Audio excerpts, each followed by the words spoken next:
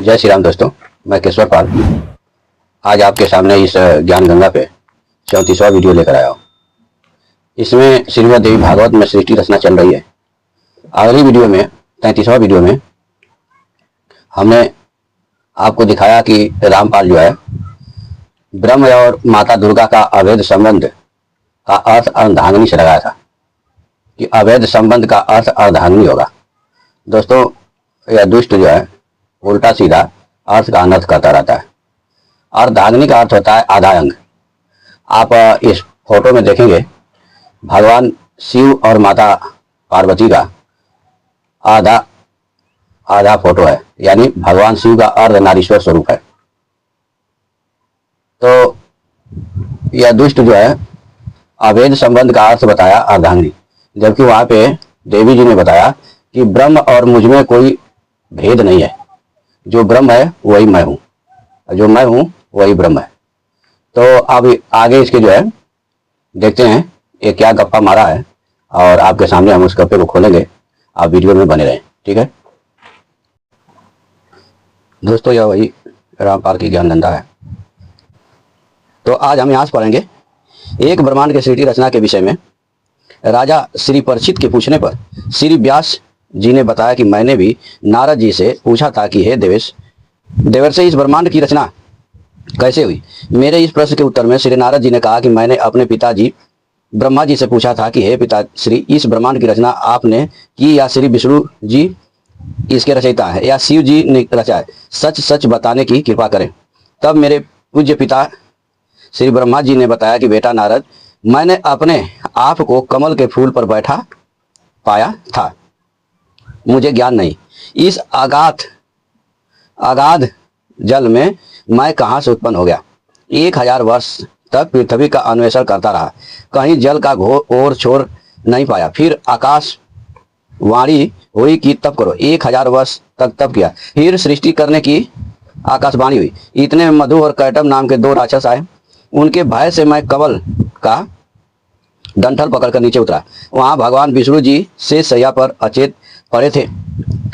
उनमें से एक स्त्री प्रेतवत प्रविष्ट दुर्गा, ये क्या लिखा है, प्रेतवत प्रविष्ट दुर्गा निकली। वह आकाश में आभूषण पहने दिखाई देने लगी। तब भगवान विष्णु होश में आए। अब मैं तथा विष्णु जी 2 थे। इतने में भगवान शंकर भी आ गए। देवी ने हमें विमान में बैठाया तथा ब्रह्मलोक में ले गई। वहां एक ब्रह्मा, एक विष्णु तथा एक शिव और देखा। फिर एक देवी देखी। उसे देखकर विष्णु जी ने विवेक पूर्वक निम्न वर्णन किया। ब्रह्म काल ने भगवान विष्णु को चेतना प्रदान कर दी। उसको अपने बाल्यकाल की याद आई, तब बचपन की कहानी सुनाई। दोस्तों, पहले इसका पढ़ लेते हैं थोड़ा सा, इसके बाद आगे खोलते हैं। पृष्ठ नंबर 119-120 पर भगवान विष्णु जी ने श्री ब्रह्मा जी तथा श्री शिव जी से कहा कि हम तीनों की माता है, यही जगत जननी प्रकृति देवी हैं। मैंने इस देवी को तब देखा था जब मैं छोटा सा बालक था, यह मुझे पालने में झुला रही थी। तो दोस्तों, आज इतना ही देखेंगे। यह पालने में झुलाने वाली कथा को देखेंगे, थोड़ा यह जहाँ से बोल रहा है इसको देखेंगे। सबसे पहले हम ये देखते हैं देवी जी है कौन। यह देवी भागवत महापुराण है, गीता प्रेस गोरखपुर। दोस्तों, सबसे पहले हम ये देख लेते हैं कि पुराण में होता क्या है। तो यह प्रथम स्कंद है, अध्याय 2 है, 73 पृष्ठ संख्या है। यह संस्कृत हिंदी दोनों वाला है। पुराण में होता क्या है, ये चीज यहाँ पे देखिए। सर्ग, प्रतिसर्ग, वंश, वर्णन, मनवंतर तथा वंशानुचरित, इस प्रकार पुराणों के ये 5 लक्षण हैं। जो कल्याणमयी भगवती नित्या निर्गुणा व्यापक स्वरूप सृष्टि में स्थित रहने वाली विकार रहित योग गम्या सबकी आधार रूपा तथा तुरीय अवस्था में प्रतिष्ठित हैं, उन्हीं की सात्विकी, राजसी और तामसी शक्तियां महासरस्वती, महालक्ष्मी तथा महाकाली नामक देवियों के रूप में प्रकट होती हैं। उन्हीं तीनों शक्तियों का सृष्टि के लिए शरीर धारण करना ही शास्त्र के विद्वानों के द्वारा सर्ग कहा जाता है। यानी जो भगवती हैं प्रकृति देवी, योग गम्या, सबकी आधारभूता, ये विकार रहित निर्गुणा नित्या भगवती जो है, इनकी 3 महाशक्तियां हैं, सात्विक, राजसी और तामसी। महासरस्वती, महालक्ष्मी और महाकाली, इन देवियों का प्रकट होती हैं। उन्हीं तीनों शक्तियों का सृष्टि के लिए शरीर धारण करना ही शास्त्र के विद्वानों के द्वारा सर्ग कहा गया है। तदंतर जगत के सृजन पालन तथा संहार के लिए ब्रह्मा विष्णु और महेश की उत्पत्ति कही गई है और उसे ही प्रतिसर्ग बताया गया है। किसके लिए? सृजन ब्रह्मा सृष्टि के लिए, विष्णु जी पालन के लिए और महेश संहार के लिए। चंद्रवंशी सूर्यवंशी राजाओं के वंश वर्णन तथा हिरण्यकशिपु आदि दैत्यों के वंश कथन को वंश कहा गया है। इसी प्रकार स्वयंभू मनु आदि 14 मनुओं का वर्णन एवं उनके समय विभाग मनवंतर कहलाता है। उन मनुओं के वंश का क्रमशः वर्णन करना ही वंशानुचरित कहा गया है। हे मुनिवर, इस प्रकार सभी पुराण उपयुक्त 5 लक्षणों से युक्त होते हैं। यानी आप कोई भी पुराण खोलेंगे तो उस पुराण में 5 चीज होगा। यहीं से देख लीजिए, सर्ग, प्रतिसर्ग, वंश वर्णन, मनवंतर और वंशानुचरित। सर्ग किसे कहेंगे? जब भगवती की तीनों शक्तियां शरीर रूप धारण कर ले, सगुण रूप धारण कर ले, वो सर्ग है। और ब्रह्मा विष्णु प्रतिसर्ग हैं। और वंश जैसे चंद्रवंशी सूर्यवंशी राजाओं का वर्णन तथा हिरण्यकशिपु आदि दैत्यों का वंश कथन वंश कहा जाता है। और स्वयंभू मनु आदि 14 मनुओं का वर्णन एवं उनके समय विभाग मनवंतर कहलाते हैं। और उन मनुओं के वंश का क्रमशः वर्णन वंशानुचरित कहलाता है। यह सभी पुराणों में होता है। ठीक है, अब आगे देखते हैं। थोड़ा सा ये देख लीजिए, रामपाल और इसके चेले जो 5वां वेद कहते रहते हैं, 5वां वेद किसको कहा गया है? यह 5वें वेद का वर्णन है। 1.25 लाख श्लोकों वाला महाभारत नामक ग्रंथ भी व्यास जी ने ही रचा है। यह इतिहास कहलाता है, जो वेद सम्मत होने के कारण 5वां वेद कहा जाता है। ठीक है, आगे देखते हैं। अभी हम आगे देखेंगे देवी जी कौन है, यही देखने वाले हैं। तो अभी यहाँ से एक पढ़ लेते हैं पैराग्राफ। नारद जी बोले, हे पराशर तनय, हे महाभाग, आपके द्वारा जो प्रश्न यहाँ मुझसे पूछा गया है, वैसा ही प्रश्न पूर्व काल में मेरे पिता ब्रह्मा जी ने मधुसूदन भगवान विष्णु से किया था।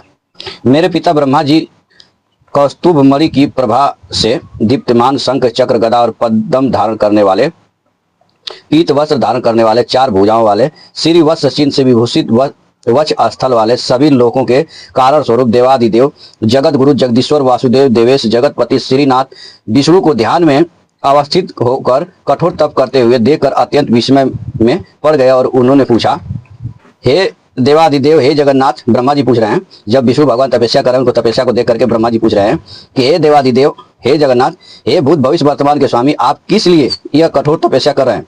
हे जनार्दन, आप किसके ध्यान में लीन हैं? हे देवेश, यह देखकर मैं परम विस्मय में पड़ गया हूँ कि समस्त विश्व का स्वामी होते हुए भी आप ऐसा ध्यान कर रहे हैं। भला इससे बढ़कर अन्य कौन सी विचित्र बात होगी?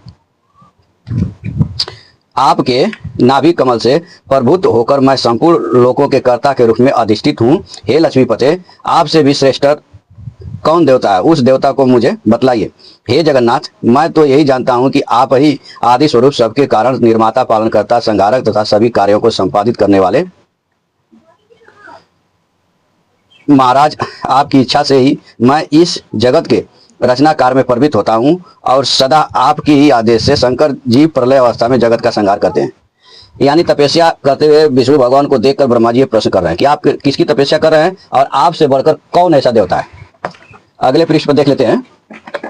यह प्रथम स्कंद का अध्याय 4 है दोस्तों। यहां देखते हैं। हे ईश, आपकी आज्ञा से सूर्य आकाश में नियमित रूप से भ्रमण करता है, शुभ तथा अशुभ हवा चलती है, अग्नि ताप धारण करता है और मेघ वृष्टि करता है। आप किस देवता का ध्यान कर रहे हैं? यह मेरी महती शंका है। मैं तो तीनों लोकों में आपसे बढ़कर अन्य किसी देवता को नहीं जानता हूँ। हे सुब्रत, मैं आपका भक्त हूँ, अतः कृपा करके अपनी तपस्या का रहस्य बतलाइए, क्योंकि यह सर्वविदित है कि महान लोग अपने भक्तों से कुछ भी गोपनीय नहीं रखते। ब्रह्मा जी का वचन सुनकर भगवान विष्णु उनसे बोले, हे ब्राह्मण, आपको अपने मन की बात बतलाता हूँ, आप उसे एकाग्रचित होकर सुने।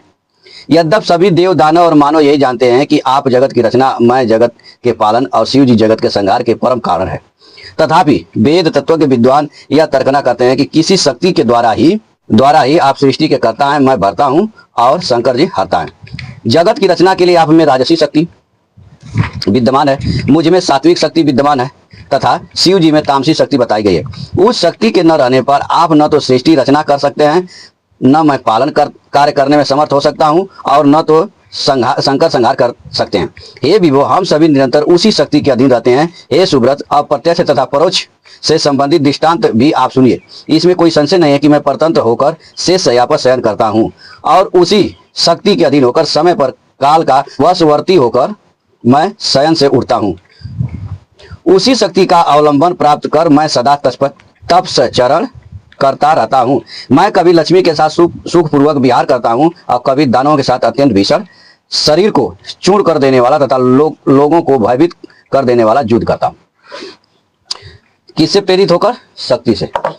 अभी दोस्तों ये पुराण के 5 लक्षण हमने आपको दिखाया था, लिखा था। इसमें लिखा है कि 19 सात्विक, राजसी और तामसी शक्तियां माँ सरस्वती, महालक्ष्मी तथा महाकाली नामक देवियों के रूप में प्रकट होती हैं। उन्हीं तीनों शक्तियों को सृष्टि के लिए शरीर धारण करना ही शास्त्र के विद्वानों द्वारा सर्ग कहा जाता है। इसी शक्तियों की बात यहाँ चल रही है। यह अब इसमें से महासरस्वती शक्ति यानी राजसी शक्ति ब्रह्मा जी को मिलती है, और सात्विक शक्ति महालक्ष्मी शक्ति जो है भगवान विष्णु को मिलती है, और तामसी शक्ति महाकाली शक्ति भगवान शंकर को मिलती है, भगवान शिव को, महेश को मिलती है। तो इसी चीज का यहाँ वर्णन चल रहा है। भगवान विष्णु कह रहे हैं कि हम लोग उसी शक्ति के अधीन रहते हैं। उसी शक्ति की इच्छा से मैं परम पुरुष के रूप में महासागर में विचरण करता हूँ और विभिन्न युगों में कच्छप, बराह, नृसिंह तथा वामन के रूप में अवतरित होता रहता हूँ। तिर्यक योनि में उत्पन्न होना किसी के लिए भी प्रिय नहीं होता। मैं अपनी इच्छा से वामन, बराह आदि योनियों में उत्पन्न नहीं होता, अपितु इसमें उसी शक्ति की प्रेरणा ही परम कारण है। दोस्तों थोड़ा सा यहाँ पे पढ़ लेते हैं, ये एक विषय है। प्रथम स्कंद चल रहा है। भगवान विष्णु योग माया के अधीन क्यों हो गए? ऋषियों के इस प्रश्न के उत्तर में सूत जी द्वारा उन्हें आगा शक्ति भगवती की महिमा सुनाना। जैसे रामपाल यहाँ लिखा है ना, ये देखिए, ये लिखा है रामपाल कि प्रेतवत प्रविष्ट दुर्गा निकली। ठीक है, वही यहाँ वर्णन चल रहा है कि वो भगवान विष्णु योग माया के अधीन क्यों हो गए। जब ऋषि ने प्रश्न किया तब इनका थोड़ा सा प्रश्न आपको सुना देते हैं। यहाँ ऋषि बोले, ब्रह्मा जगत का सृजन करते हैं, विष्णु पालन करते हैं और शंकर प्रलय काल में संहार करते हैं। ये तीनों ही इसमें कारण है। ब्रह्मा, विष्णु और महेश ये तीनों देवता एक ही मूर्ति के 3 रूप हैं। ये लोग क्रमशः रज, सत्व और तम गुणों से युक्त होकर अपना अपना कार्य करते हैं। उन तीनों में माधव पुरुषोत्तम आदिदेव जगन्नाथ श्री हरि श्रेष्ठ हैं और वे सभी कार्य संपादित करने में समर्थ हैं। अनुपम तेज वाले विष्णु से बढ़कर सर्वसमर्थ अन्य कोई भी नहीं है। उन जगतपति विष्णु को योग माया ने विवश करके भला कैसे सुला दिया? उस समय उन विष्णु की चेतना कहाँ चली गई और उनके जीवन की चेष्टा कहाँ लुप्त हो गई?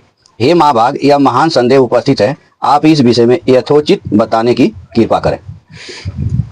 तब यहाँ से सूत जी बोलना चालू कराएंगे। सूत जी कह रहे हैं कि देवताओं में भगवान विष्णु ही सर्वव्यापी एवं सभी भूतों के रक्षक कहे गए हैं। उन्हीं से इस चराचर समस्त विराट संसार की सृष्टि हुई है। ये विराट पुरुष का जो है ऋग्वेद मंडल नंबर 10 सूक्त 90 में जो विराट पुरुष था, हमने आपको दिखाया था वीडियो में, वो भगवान विष्णु। वे सभी देवता परात्पर परमात्मा को नमस्कार करके नारायण, ऋषिकेश, वासुदेव, जनार्दन रूप में उनकी उपासना करते हैं। कुछ लोग महादेव, शंकर, शशि शेखर, त्रिनेत्र, पंच वस्त्र, शूलपाणी और वृषभ ध्वज के रूप में उनकी उपासना करते हैं। सभी वेदों में त्र्यंबक, कपर्दी, पंचवस्त्र, गौरी, देहारधारी, कैलाशवासी, सर्वशक्ति, भूतगणों से सेवित एवं दक्ष यज्ञ, विध्वंसक आदि नामों से उनका गुणगान किया गया है। सभी वेदों में सूर्योपासना श्रेष्ठ कही गई है तथा उन महात्मा का नाम परमात्मा कहा गया है। उन महात्मा का नाम परमात्मा कहा गया है। वेदों में सर्वत्र वेदज्ञों अग्निदेव की भी स्तुति की गई है। वहाँ त्रिलोकेश, इंद्र, वरुण तथा अन्य देवताओं की भी स्तुति की गई है। ये वेदों में सब वर्णन है। जिस प्रकार गंगा अनेक धाराओं में विद्यमान रहकर प्रभावित होती है, उसी प्रकार महर्षियों द्वारा भगवान विष्णु सभी देवताओं में विद्यमान बताए गए हैं।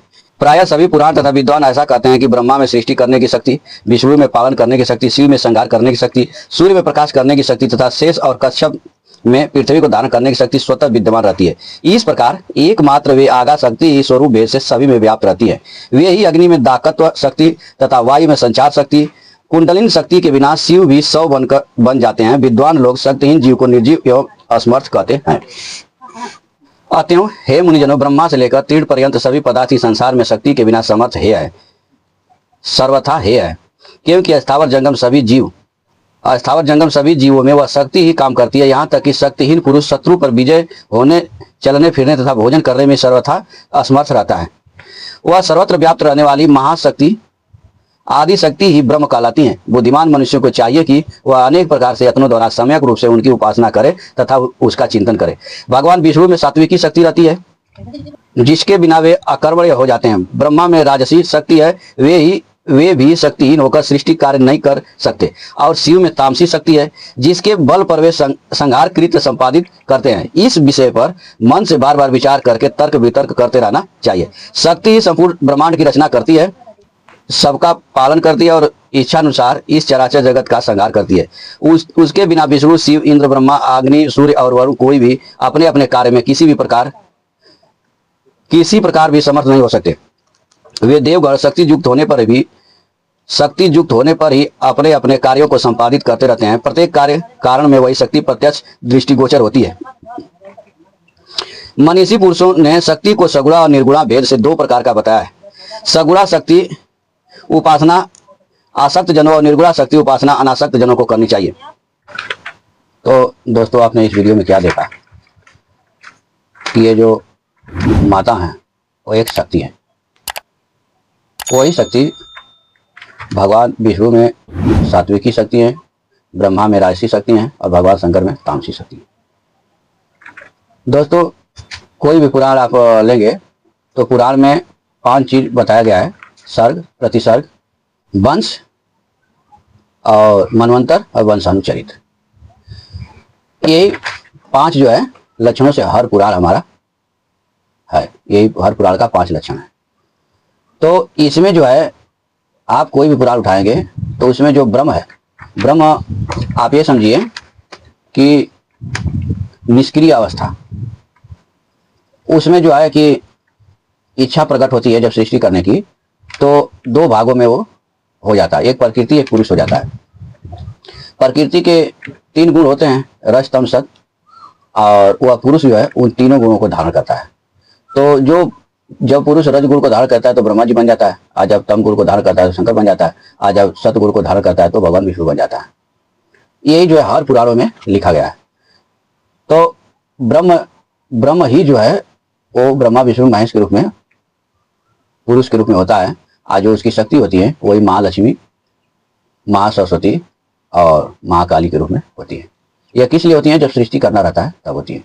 अन्यथा सृष्टि से पहले केवल ब्रह्म ही होता है, और ब्रह्म न स्त्री है, न पुरुष है, न नपुंसक है, कुछ भी नहीं है। लेकिन सृष्टि में ही वो 2 भागों में विभक्त हो जाता है, प्रकृति और पुरुष। यही हमारे सारे जो है सदग्रंथों में बताया गया है। तो आज के लिए इतना ही, फिर मिलेंगे नेक्स्ट वीडियो में। तब तक के लिए जय सीताराम।